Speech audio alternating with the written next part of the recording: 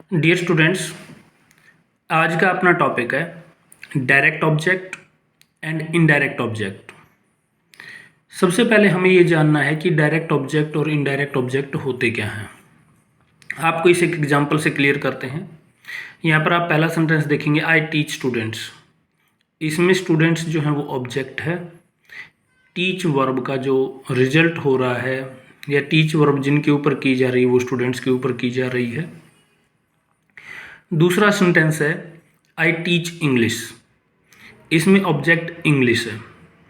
अब इन दोनों ऑब्जेक्ट को जब हम ऑब्जर्व करते हैं तो देखते हैं कि जो स्टूडेंट्स हैं वो लिविंग ऑब्जेक्ट्स हैं, इंग्लिश आपकी नॉन लिविंग ऑब्जेक्ट है।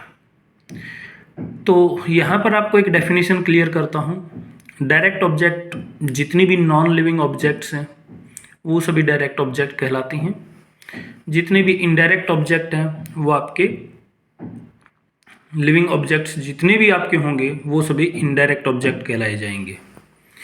अब इन दोनों को अगर मैंने एक ही सेंटेंस में एक साथ यूज करना हो तो मैं उनको कैसे करूँगा।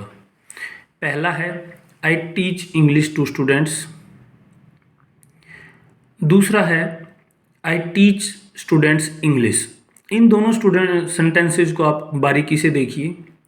जब आपने डायरेक्ट ऑब्जेक्ट को पहले लिखा है तो आपने उसके बाद टू लगाया है, लेकिन जब आपने इनडायरेक्ट ऑब्जेक्ट को पहले लिखा है तब आपने कोई टू यूज नहीं किया है।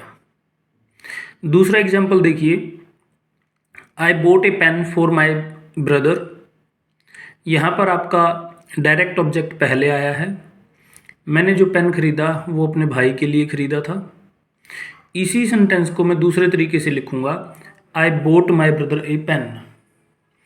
तो जब आपने इनडायरेक्ट ऑब्जेक्ट को पहले लिखा तो यहाँ पर उसके बाद आपने फोर का प्रयोग नहीं किया।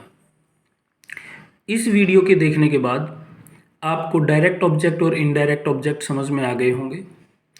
इसके बाद आगे कुछ सेंटेंसेस दिए गए हैं जिसमें आपने ये फाइंड आउट करना है कि कौन सा डायरेक्ट ऑब्जेक्ट है और कौन सा इनडायरेक्ट ऑब्जेक्ट है।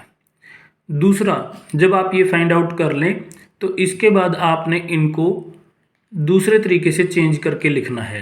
यानी कि अगर किसी में डायरेक्ट ऑब्जेक्ट पहले दिया गया है तो आपने दोबारा सेंटेंस लिखना है कि इनडायरेक्ट ऑब्जेक्ट को पहले कैसे लिखा जाएगा।